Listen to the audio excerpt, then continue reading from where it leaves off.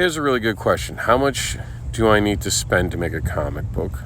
How much should it cost to make a comic book? Do I need an editor? Do I have to pay an artist up front? Let's go over some of these things. Being honest, your budget for a comic book is going to have more to do with you than anything else. There is honestly no minimum that you have to spend to make a comic book, and there certainly isn't a maximum. Now, I wouldn't spend $1 million to make a comic book, but if you have the money and you want to spend it, go for it.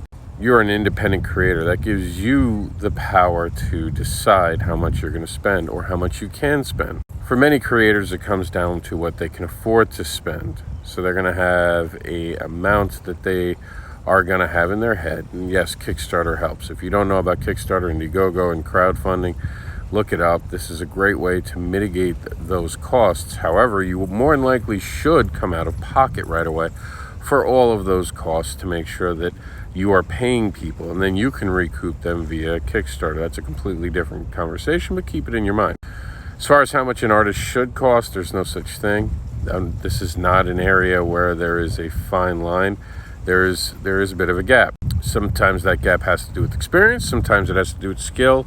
Sometimes it has to do with the willingness of the artist to work on the project.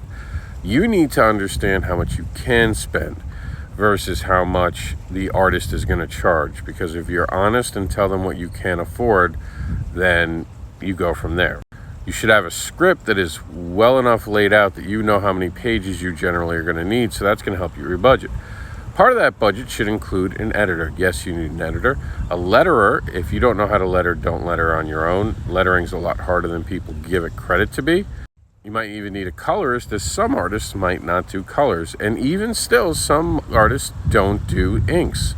You might actually have to literally pay someone to do inks on top of art. That's not uncommon. That is something you need to know. When you're talking to an artist, you have to pre-establish to make sure that the inks are included. Even digital doesn't always come with inks.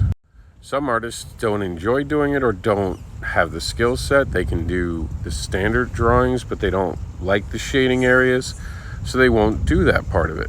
More than likely, you're a writer watching this video, so you're not going to make money off this comic for a good while. Even with crowdfunding, more than likely, you're not going to get reimbursed right away. You're going to make the money on selling the books themselves. So there's a lot that you're going to have to do. You're going to have a conversation with an editor. You're going to have to find an editor that works for you.